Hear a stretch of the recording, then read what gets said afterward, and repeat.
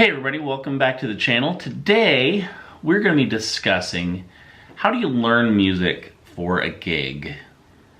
I see this question all the time online and just thought I would do a video as it might be a little bit easier for someone to see how I do it rather than having me talk about it or write about it. Now, a couple of caveats. First thing is that you have to know what you're preparing for. It's going to be very different depending on who you're playing for, who you are learning the song for. In this case, I'm learning it for a church that I used to attend before we moved, and they've asked me to come back and play guitar for Easter. It's very, very important that you know at least a little bit about the group that you're going to be playing for, so that way you know how to prepare. In this case, I want to take you through sort of my normal worship preparation.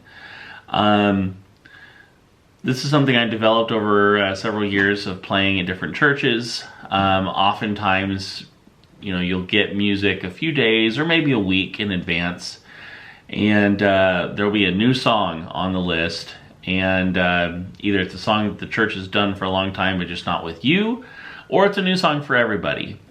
And regardless, this process is the same for me. I've also used this when I've gone out with to do sideman jobs for other artists and things like that. So I guess the scenario that I'm looking at here is maybe in a week I've only got maybe an hour or so to prepare for church. And so I'm looking at how quickly can I get my head wrapped around a new piece of music, and how quickly and efficiently can I prepare for the rehearsal, knowing that rehearsal is going to be basically my opportunity to learn it with the band. I want to learn the song first so that I can come to rehearsal and learn how it's going to be put together with the band, because oftentimes that's going to be different than what was in the reference material. So that's what we're running through. Now, in full disclosure, the church that I'm going to be playing for, we're doing 7 songs for Easter, and 6 of them are brand new to me. There was no way I'm going to be holding off all 6 brand new songs until the night before the first rehearsal. But I did want to keep this authentic for you, so I did hold one song back. I've been prepping everything else in sort of a longer fashion, although still really following this similar process. But there is one song, the song we're going to be working on today, I have only listened to once, and that was just to make sure that it was going to be a good fit for this video. There would be some electric guitar in there that I would need to be listening for, but not so much electric guitar that I would need to devote more time than what I normally would. So everything else I've prepped a lot. This one has been kind of making me nervous, but it's now the day before, and I'm going to take you through my process. So here we go. So the song that we're looking at today is Hope is Alive by Christine DeMarco. The first step in learning songs, even if you're not going to use the charts, is to make charts, okay? For me, anyway, it's super, super important in the process of learning and wrapping my head around the entirety of the song to be able to put pen to paper and write down exactly what's happening. Luckily for me, the charts are already done. I don't know if you can see that. There we go. Charts are finished, and that's something that the worship pastor prepares for us or provides for us, and so that makes it really easy. In the future, I'll do a video about how I prepare charts in case that would be useful for somebody out there. But in this case, got that done. Now we can move on to the next step. Okay, so what I'm about to do is I'm about to listen to the song. And really, this is like the first time. I've listened to it once, like I said, just to make sure that it was going to be a good fit for this video, but I did not do any real critical listening, nothing like what I'm about to show you. So I'm trying to keep this as authentic as possible. So what I'm listening for in this first listen is I'm listening for big things. I'm, of course, listening for anything that the electric guitar is doing, but then I'm also listening for anything that sounds important, whether that's keyboard or acoustic guitar or drum things or bass things or even vocal things, because, well, there's two reasons I do that. First, you can't really know your part unless you know how your part fits into the entire piece of music. Secondly, you never know when you're going to be asked to, cover something or to double something, and it certainly helps to at least have paid attention through and kind of have an idea of what they're asking you for before they ask you to do it. So here we go, we're going to listen to this. I'll be stopping in a couple places. I'm sure this is going to get this video demonetized, but that's okay. So here we go, we're just using this as the example for this video.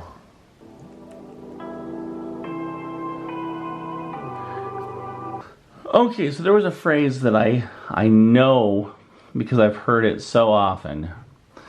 And so I know that there is the sort of suspended 4 resolving down to the 3rd, resolving down to the tonic. And so all I'm going to do there is I'm just going to write down, anytime I'm writing down specific notes, I use solfege, which is the do, re, mi system. And so I know, and the reason I do that is because there's so many numbers that exist in music that anytime I can get away from numbers and leave numbers specifically for things like rhythms and actual numbers of repeats and things like that, I try to do that. So what I'm going to do right here is I'm just going to write fa, mi, do, just so that way so that way I'll remember that's what's going on there. So I'm going to continue listening here.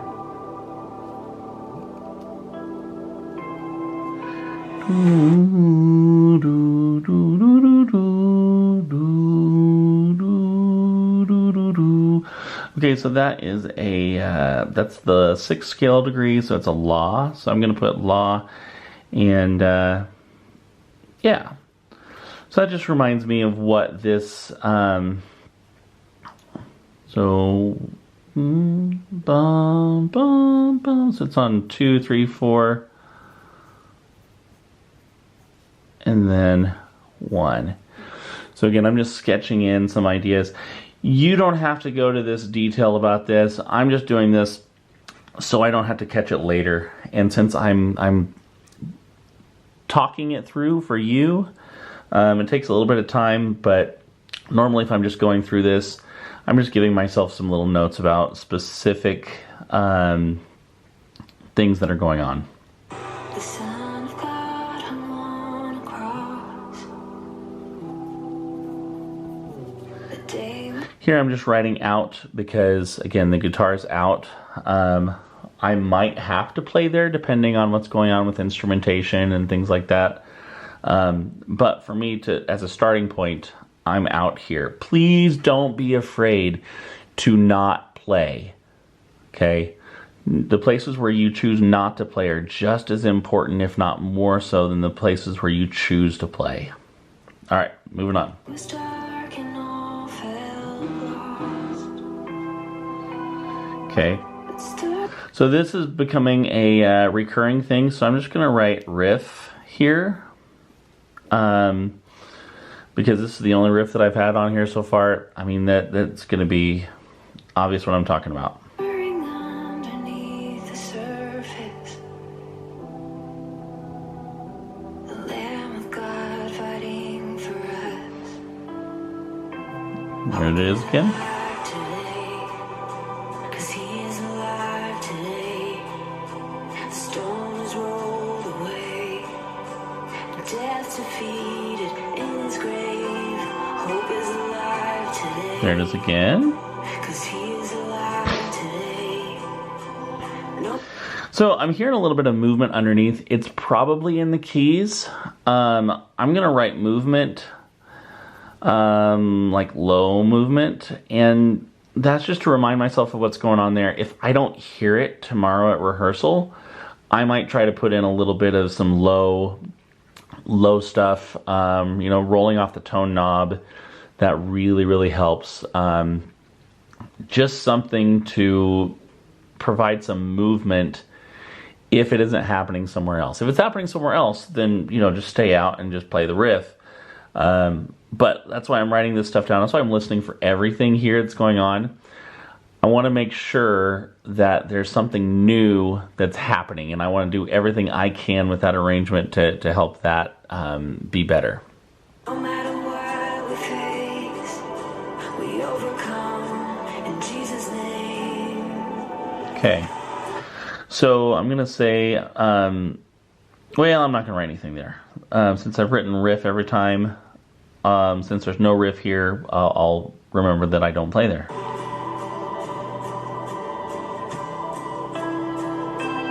Okay, riff is here. And then again. He was buried on that day.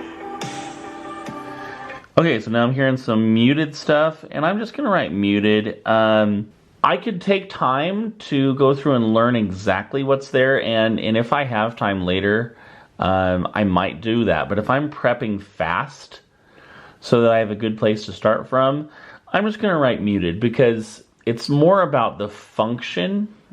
At least with my church, the place where I'm playing, it's more important that I get the function down, the feel down, than to get the exact notes. Okay? And again, that comes down to knowing your situation. There have been a lot of pro gigs that I've done where, you have to get the notes exactly right. And so you just have to know your situation. And in mine, this is totally sufficient for now. And tunes we heroes are forgotten. The earth realized it could not hold. Still doing the same muted stuff. And this was more than just a man. Okay, and then right here, there's like power chord. Big. I'm not going to write down specific ideas about effects. Okay, and you're going to see here in a minute when I'm playing, I'm not even going to be plugged into an amp. I'm not thinking about effects yet. All I care about here is getting things under my fingers, and then effects will take care of themselves later, because a lot of those decisions can only be made once you're in that moment and you're actually listening to what's around you. Okay, at least in my situation. Depending on who the player is on rotation, the band might be a lot more piano heavy. It might be a lot less piano heavy. There's several different bass players, several different drummers. And just depending on who's playing, it's the dynamics of the entire band shift. And that will affect what I need to do with specific effects. Specific overdrives versus like an amp gain kind of sound. Versus, even some other types of effects. So all I'm doing here is I'm putting in dynamics, so that way I know here I need to build these things. And so yeah, moving on.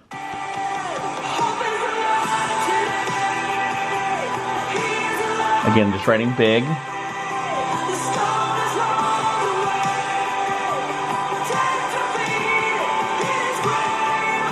So I'm hearing this like high pitched that kind of a thing. And it sounds like it's a keyboard, but I'm going to write in something here just to be able to listen. A high ostinato. An ostinato is just a repeated rhythmic pattern. I extend that to be anything with like a repeated note and rhythm pattern. And I'm going to write down keys just so I'm listening for it. Again, if it exists, I'm not going to play it. If it's not there, then I might cover it. And it might be more important that I'm hitting these power chords here. I don't know. Again, I won't know until I'm in that situation and I'm hearing the mix and I'm hearing the physical mix of the instruments in the space to really make decisions of what this looks like. Initially, I'm going to be looking at power chords, or at least second octave power chords. So, moving on. Still continuing with both of those things.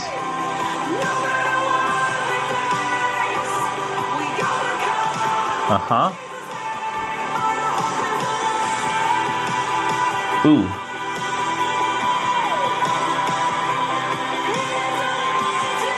Okay, so yeah. So now we're hitting this kind of cool, like, so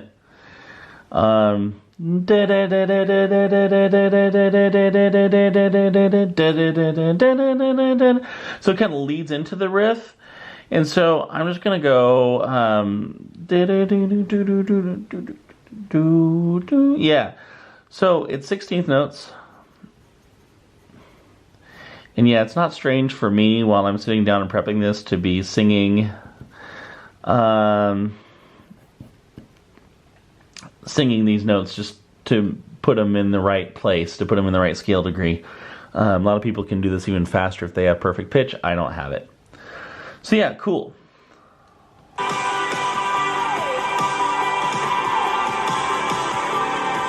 Uh-huh. Putting octaves. We're out for the bridge. That's pretty typical.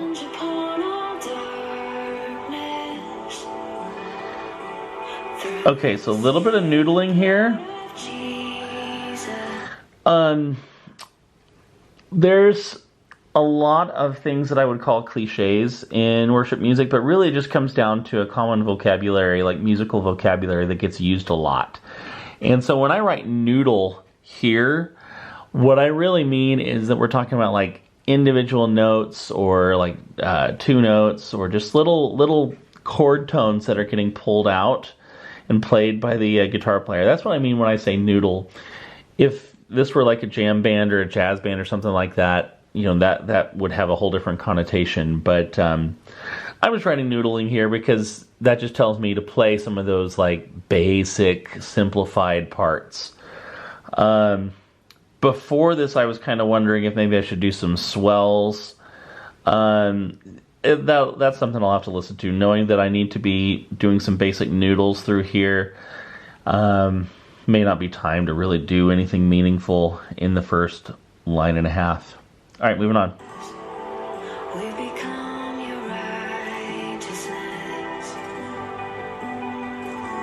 You can hear that noodling happening in there.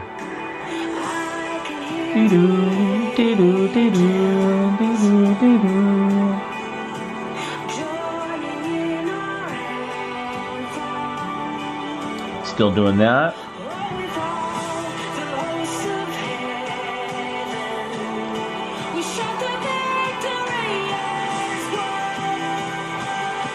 Okay, and then we'll build.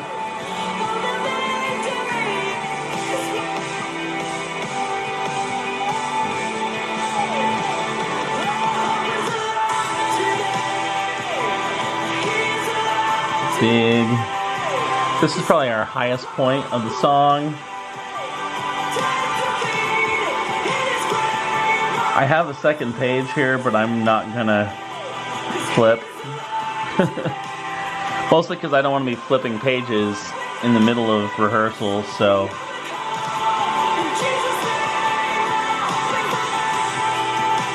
Okay.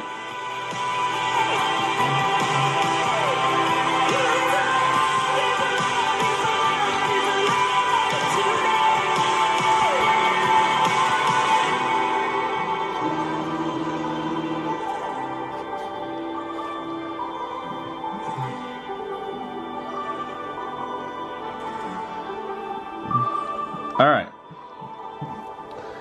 So there at the end, there's some interesting stuff. That kind of a thing.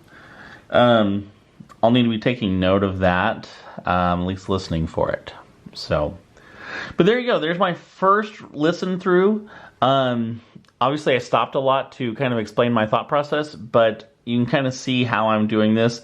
I've got notes here, not a ton of notes, but not a small number of notes either. This is a good number of notes to kind of give me an idea of what I need to do, especially if the first time that I'm plugging into an amp and going is in rehearsal when we're running the song. So that was the first run through.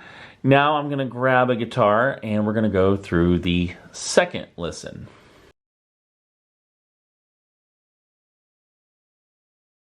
If you like this sort of content, please feel free to click subscribe, hit the bell to be notified when new content comes out.